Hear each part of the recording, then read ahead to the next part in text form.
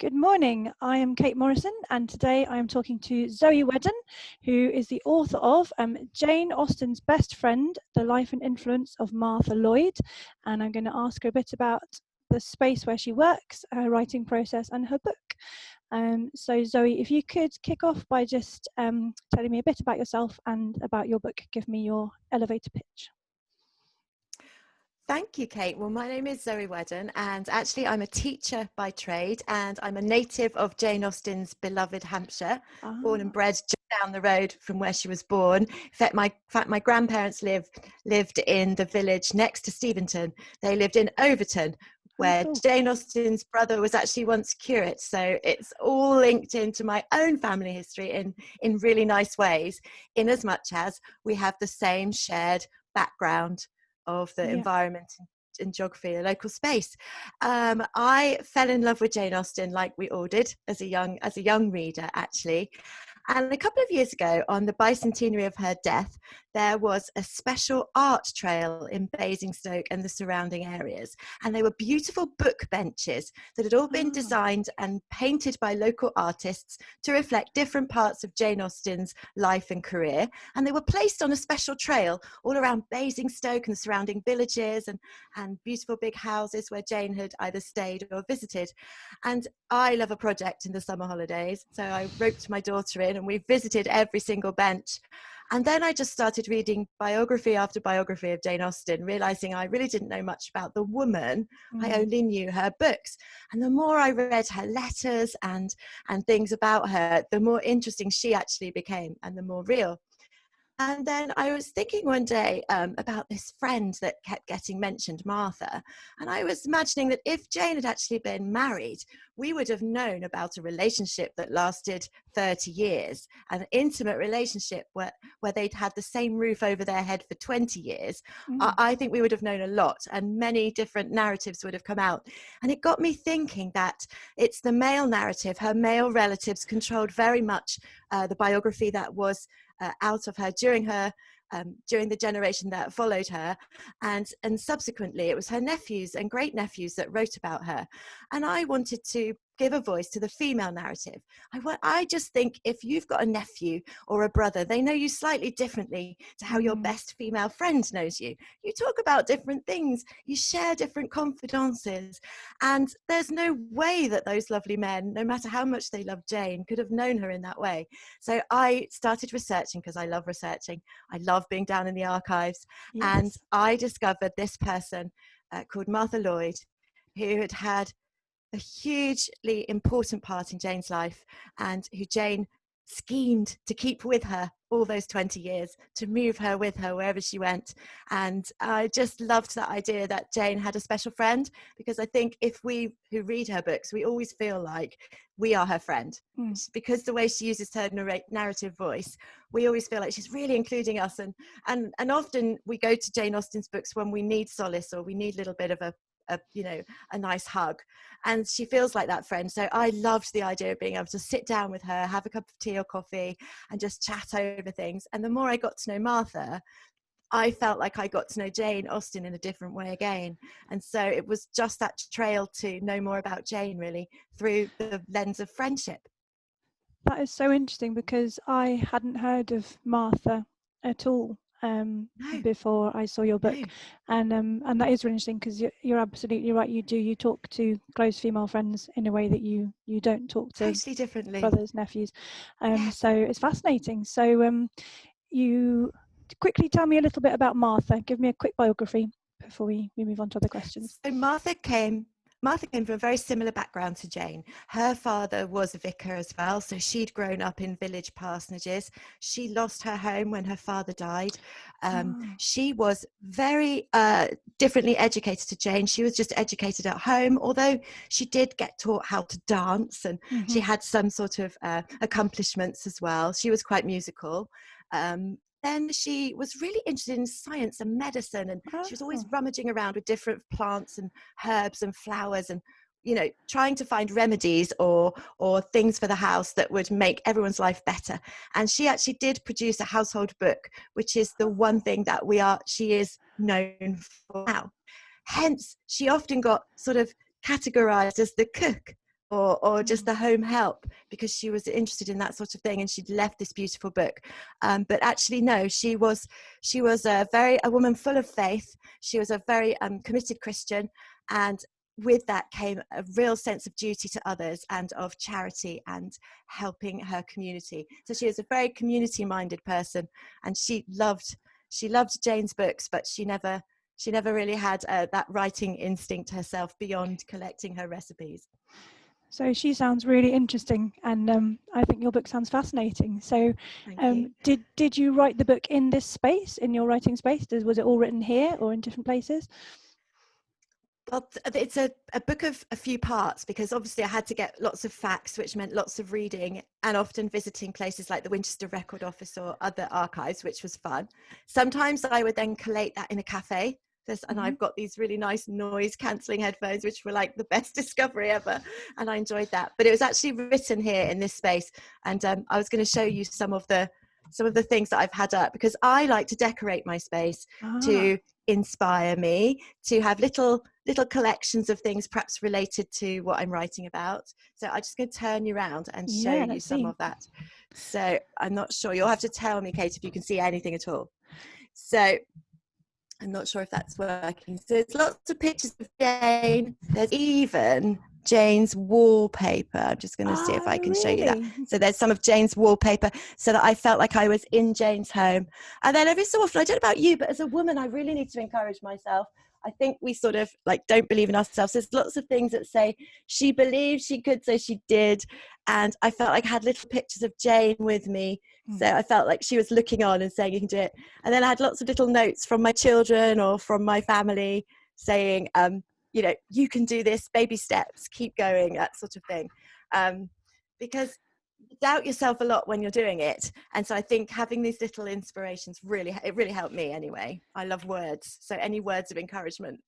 Really help. I really like that. I like that. So you've got a kind of a wall of positivity. Little nook. Yeah. Yes. And also something that takes you into the period, because I understand that then something that kind of connects you to what you're writing about and puts you in that space is important.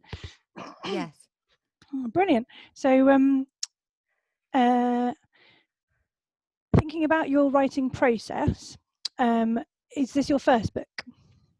It's my first published book, which is really just the most exciting, mind-blowing thing. Congratulations. I wrote, thank you, lovely. I wrote a little book on a school I worked in. The minute I walked into the house, it was a very old house. I was like, I have to know more about this house. So I researched the whole history of that building, and the school published it as a book. That was my very first book. Then I wrote a book about a local mayor from my hometown of Basingstoke, who was mayor over the course of World War I, and actually oversaw the purchasing of a beautiful park which became the War Memorial Park. So I traced his life, and I wrote a whole book about him. That was the first time I'd written what we might call, you know, the 70,000 words. But this is my first published book. So this is the one where I always used to think, oh, if I'm doing it as a publishing, it'd be so much easier because I'll have this reason for doing it. But actually, it then has its own challenges, because you think, I have to get this done. So this was my first published book. So this was part of the process of learning still, but in a different way. Okay. And do you tend to plan before you start? Obviously, because you're writing historical, it's not fiction, it's fact-based, so it's slightly different. Did you know what kind of structure you wanted as you started, or did you just find that as you went along and uncovered more facts, you had to keep adapting to kind of fit everything in? That's really interesting, because everyone's different, aren't they, as a writer? What I tend to do, I collected lots and lots of research from my reading. I made lots and lots of notes. Then I categorized those notes, and it was the categories that then gave me the shape of my book. And then I sort of organized those. But as I was writing, those categories just magically I worked them into a chronological order of sorts. Okay. So the book I love it. It's like a recipe book with lots of different chapters about their lives and different things that they got up to. But it also runs the course of Martha's life and Jane's life. So it does have that feeling of the story begins, it builds, and then there's this end, you know, which I really love. So I planned it in as much as I sketched out those those pointers, those chapters, following on from categorizing all of my research into sort of, well, I wasn't sure at the beginning how they would be, but, you know, sort of gathering it in what felt like loosely connected areas, and then they got honed over time. Yeah, that works, because it is hard sometimes figuring out how are you going to do it chronologically. Is it you're going to do it by theme? Yeah. So it sounds like you found a way to do both. And I think that was the fun of it. The fun was seeing how does this story want to be told? And there is a sense of that when you're writing, isn't there? That some people say characters really even speak to them and give them the words. I really felt like this was a story that, it sounds strange to say that, but that Jane and Martha wanted to be told. So I wanted to try and tell it in a very coherent way. Yeah. Hopefully. Yeah. Yeah, I'm That's sure. right. And was that what was the hardest thing about the process of writing it? It sounds like the structure kind of did fall into place. Was there any particular thing that really challenged you that you found difficult? Yes, I think because you do have a certain amount of facts, but then you get to a dead end and there are no longer any facts, because we only have so many of Jane's letters. We only have so many primary sources. So then you're going from the secondary sources and what other people may have thought or found. And so you're verifying that. So I think that was tricky, sorting out the facts and deciding which ones were worthy, which ones you could have the fun of imagining, because that is part of the fun of this book, but also others where I didn't want to write a work of fiction. I didn't just want to imagine it and then presume that someone else would like what I had presumed. I wanted to try and be as honest to what had happened so that other people can imagine the friendship just like they imagine a friendship between Fanny Price and people in Mansfield Park, or between Lizzie Bennet and Charlotte Lucas. You know, that we do like reading between the lines in a friendship, don't we? And Jane's taught us to do that. Yes, yeah, and it is tricky figuring out which, sifting fact is a real challenge with historical stuff. So that is hard. And would you say that writing this book has changed you? Has being sort of involved in Martha's life and Jane's life, has it changed you as a person? Has it made you see anything differently? What has it brought to you? I think I just left with an overwhelming sense of gratitude for all the people I have in my life who care for me, a sense as well of how all those people help you along your journey. And I have worked with so many lovely people over the course of writing this book. I've had to reach out to people for help and, you know, ask if they would kindly lend me this or, you know, show me that. And people have been so kind and so generous with their time, with their words, with what they know, that I think really that's left me a better person, in as much as I now feel I want to hopefully reciprocate that somewhere else with the people that I know. Be generous, be kind, be open, and not only tightly, but share. I think that's true. I found that as well with writing historical fiction. You know, I asked people, so many academics and so many people were so generous with their research when, you know, they're busy, and it is lovely. It's really nice. It feels like a village. It kind of builds the book. Yes, it's not it just really you. Exactly that. It isn't just me. And I couldn't believe how kind and open people were and how willing they were to give up these, what to me were treasures, you know, because they were like just jewels. And so people have been just exceptionally friendly. It's a really lovely community, the writing community. Everyone supports everyone else as well. That's the other thing I found, is that I often work on my own, but I found myself with an increasing sense of community, and that others are really wanting to reach out and be a team. And the writing community is so friendly. Yeah, and that's very true. And so you gathered all your information from this community, and then you brought it back to your space and you wrote it here. So tell me a bit about your writing space. Is it a study? Has it been set up specially for you? Is it a corner of your house? What is it? We all dream of that lovely shepherd's hut in the bottom of the garden, don't we? But no, I have a little corner of a room, which I'm very lucky to have, in what turns out to be my husband's office most of the time, and especially since lockdown. So I was writing it just prior to that, so luckily he didn't have to have me invading his space. I have a desk that is a lovely desk, because it's sort of a tall desk, and it's got different shelves above it and shelves underneath it. So it's like a very compact little space, and it's in a room in my house next to the radiator, so far warmer than a shepherd's hut. And and I just hunker down in there. But I always light I love the wood crackling fire Yankee candle. And I always used to light that prior to working in this little space, because it would feel like then I was changing that space, and I was saying, and now this is beginning, and I put on my noise cancelling headphones, and I just go into that world, really. So, and I love this smell, so when I sit down, it's a cozy smell. That's a really useful thing to do. I hadn't thought of actually using that kind of sensory, that sense of smell to kind of take you into a writing space. That's it. I think it's that lighting of the candle as well. I would just light it, sit it on the windowsill next to me, and it just changes the atmosphere of the room. It feels like it becomes your space now, and you're creating something there. There's also something about candlelight, which does, if you're using candlelight rather than electric light, which does connect you a bit to that period. I did that a few times because I was writing about the Tudors, sort of sitting in the dark with a candle. You're trying to. I love that. Yeah, not practical, but it gives you a sense of what it was like then. Yes, I like that. That's lovely. And so that's a lovely way of making it work for you. So does it work for you as a space? Yeah. It does. Yes, I love it. And I have to, every so often I have to go and clean it and retidy it. And it's almost like reclaiming the space in my head. When I take everything off, I clean it all up, and then I decide what's going back very consciously onto the space. And I think that is something in my head is then going, right, my head is ready to sit and create and be in the now with what I'm doing. Because it's very easy, isn't it, to go off down that rabbit warren, or follow up on that tangent. And that's a way of me going, no, I am in this present moment, and I'm just going to stay here and work with this. I'm not going to go anywhere else. And it helped me get that, you can do this, that moment of right, and it's ready, steady, go sort of thing. And when you're going, once you're gone, what do you use to write with? Do you write with paper and pen, computer, or sort of a mixture of the two? Probably a mixture. I mean, I think I'm going to change. That's one thing I've learned. I did a lot on paper. Like, I love the sense of reading a book and then writing out your notes when you're reading something, if you've got a resource.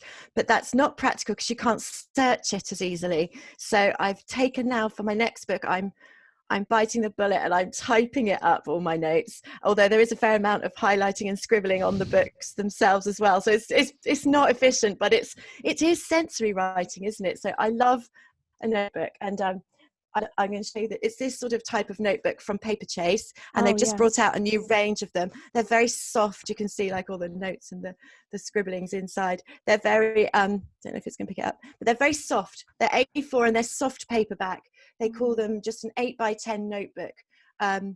But I like the sort of the way it moves. There's something about that. So my fingers do like having paper, but my brain says, Zoe, it'd be so much easier if I could just search for that reference, and rather than me having to go back through that book like a million times going, oh, it was here. So it is. And I think when you go to a records office or an archive, you have to use pencil and paper anyway. I mean, you can take your laptop, but there's something when I'm looking at a document, I like writing things.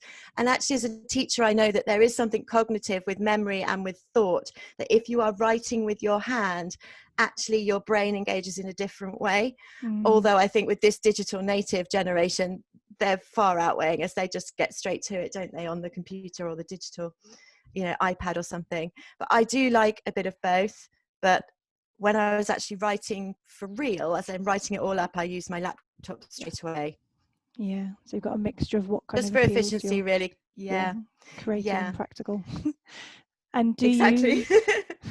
Did you have a particular time of day when you were writing? I know oftentimes you're just fitting it around whatever you can, but were you writing at sort of set times?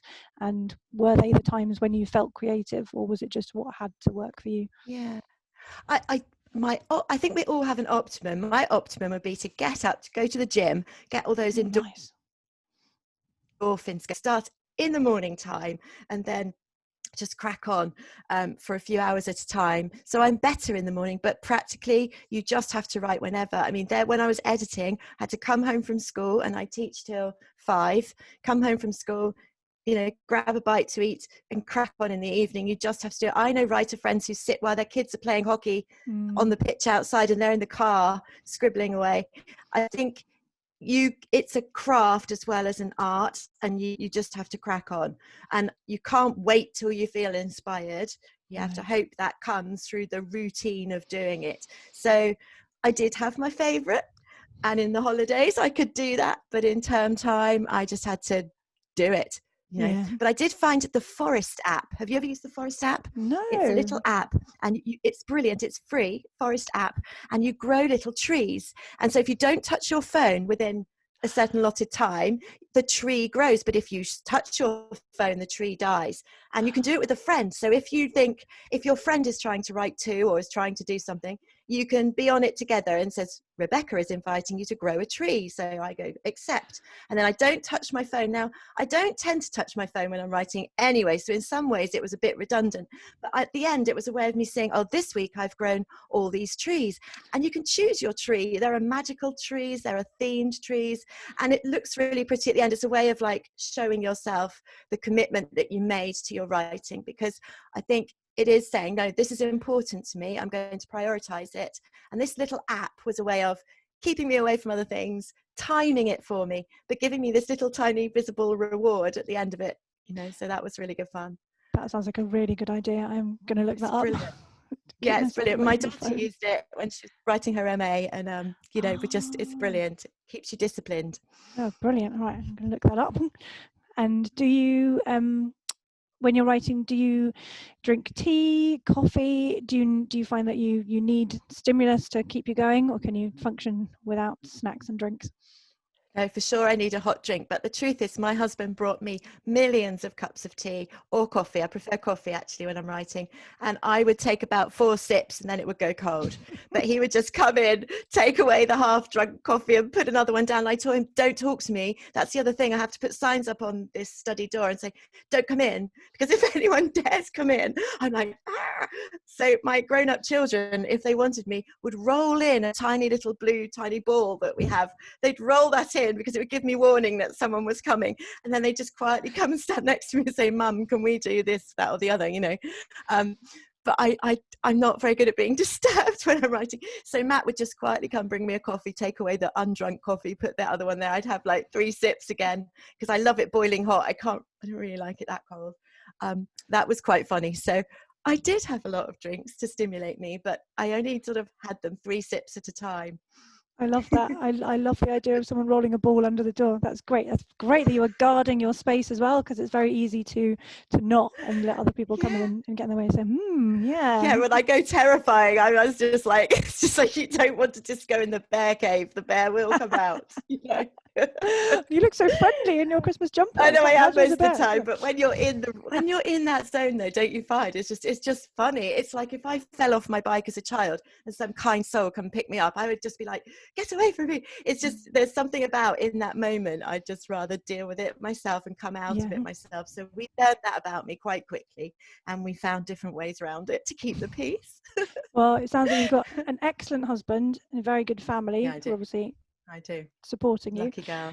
And yes. do you listen to anything when you write? Did you listen to music when you were writing this, or do you need it to be quiet? So you said that you had the headphones. So. Yes, I do. Now, I listen to either the Calm app with rain, or also on this Forest app, you can have rain sounds or sounds of the sea, or you can have certain music. I can't listen to music because I adore music, and I very much learn by listening. I'm very much an aural learner. So I think it's how it helped me with learning all my languages. But if I hear a song, I'll start singing it. Yeah. My brain just gets too attracted to it. So rain or the sound of the sea, it just becomes a lovely white noise, and my brain totally loves it, accepts it, zones it out. So the sound of rain in a rainforest was what I listened to the whole of this book.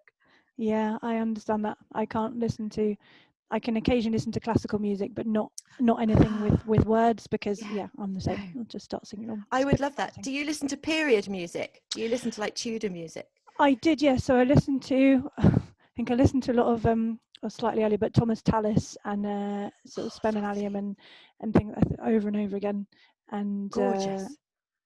Because it's a lovely background, but it's not intrusive.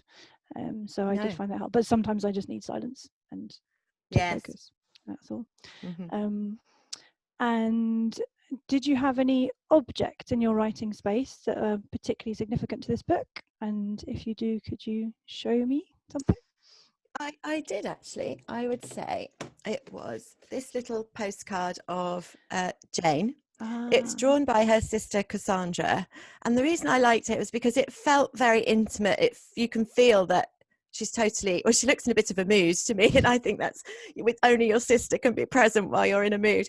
But it just showed me that intimacy, and I felt I was looking into her eyes, and I was wanting to be truthful to Jane. It sounds really silly, but above all, I wanted Jane to be happy with this book, for her to, and I really felt she was actually so overjoyed that her friend was finally getting, you know, it sounds a strong word, but recognition, because I think Jane held her in very high esteem, and you know, was just loving that Martha was getting the recognition of being such a wonderful person. So having this little picture of Jane there, I just got the tone of the book. I knew that I was writing this as someone's friend to someone's friend, as a, you know, trying to keep that tone of friendship central to it.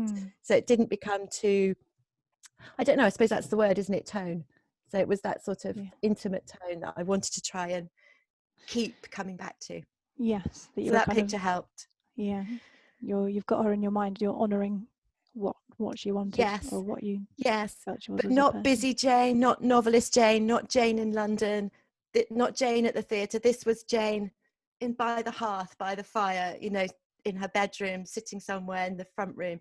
I wanted to sort of really try and just imagine myself into that space, and that little picture helped. Yeah, it's brilliant. So well done, Cassandra. Yeah, well done.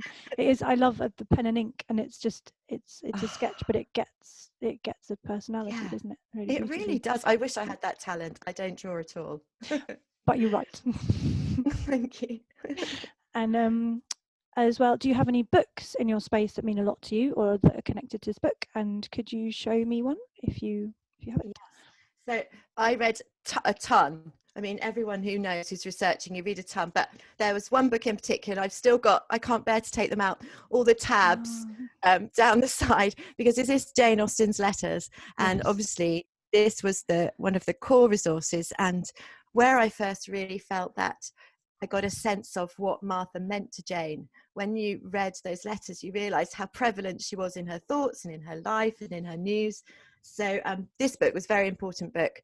I really enjoyed it. And there were some other lovely little books. So in the archives, I was able to read Jane's sister-in-law. So James's wife, Mary Lloyd Austen, was Martha's sister. And I was able to read Mary's diaries from the time. Now, they're little lady pocketbooks. It just blows your mind to hold something 250 years old. It's just as personal as a diary as well. And then a whole set of them, which anyone can go and view if they want to go to the records office at Winchester. And just to see those and touch those and read through them was really, really special. And I think my researcher side is one of my favourite parts of my personality. And I just sit there and I go, I can't believe I'm really privy to see this, you know. And again, it was just that angle of a letter is personal, a diary is personal. This story is personal. Yeah, that's brilliant. It's lovely. And in fact, I've realised that do you have a copy of your book that you can show me? Do you have it? I don't. This is another silly, crazy thing. So we don't actually have a hard copy yet, but I printed out a tiny version of the jacket as soon as we had one, to inspire me. So this is mine. I printed it out just like when I was a little girl and used to make my own notebooks. So this is what it will look like. And this is the cover. And again, I wanted friendship as the central theme of the image, but I wanted an image that was contemporary as well as being obviously Regency. And I found Carrie Elizabeth Art and Design made me this beautiful illustration, and then I sent them loads of fonts that I liked and they made this beautiful foliage. I wanted the idea of Jane and Martha out for a walk because that was one of their favourite things to do. So I don't have a cover, but I did make this. And again, that just kept me going because it's such a crazy dream, all of this. And I'm so, so lucky that it's happening. And to have that there just really sort of made me just enjoy the moment, really. Yeah, so you can see what you're working towards. It's like that. It's going to be real. It's going to be in the world. In the world, and people will read it. I know, that's even scarier than writing it, to be honest. But that's good. It's also scary. I love the cover. and that we Thank went you, me walking too. together. Yeah. I just love it. And it reminds me of a sort of shrubbery look. So I think of them at Chawton more than anywhere, although they walked wherever they lived, that's what they did. But I just imagine them at Chawton because they had that tiny bit of garden, didn't they, that I'm sure they walked around as well. So yeah, it's an intimate thing going for a walk with a girlfriend, with a friend who's a girl, because it is about when you're walking, it's been proven as well. There's this research that actually, if you have to tell someone bad news, taking them for a walk is a really good thing to do for the brain, because when the brain is processing, if it's walking at the same time, it calms the brain, I suppose, because the brain has to think, move my arms, move my legs, it's got something else to think.